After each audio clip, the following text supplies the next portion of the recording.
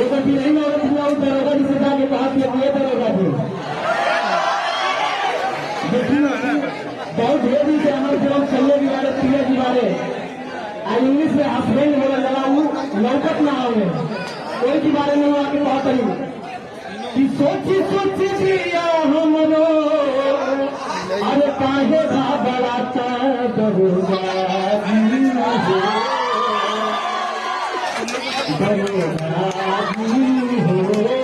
चार दिन से पियावा बान पाता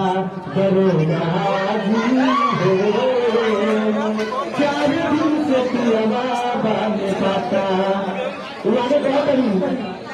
कि अरे सहारा में खोजनी बजरिया बजरिया अरे सहारा में खोजनी हई बजरिया बजरिया अब कहीं बलौन दिया नजरिया अरे सहारा में खोजनी अरे बजरिया बजरिया कहीं बलौन दिया नजरिया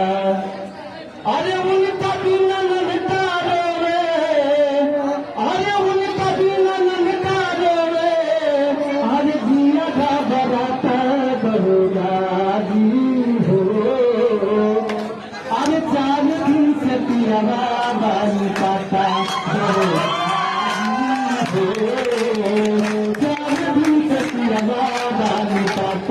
दरोगा चार दिन से तुम्हारा बानी पाता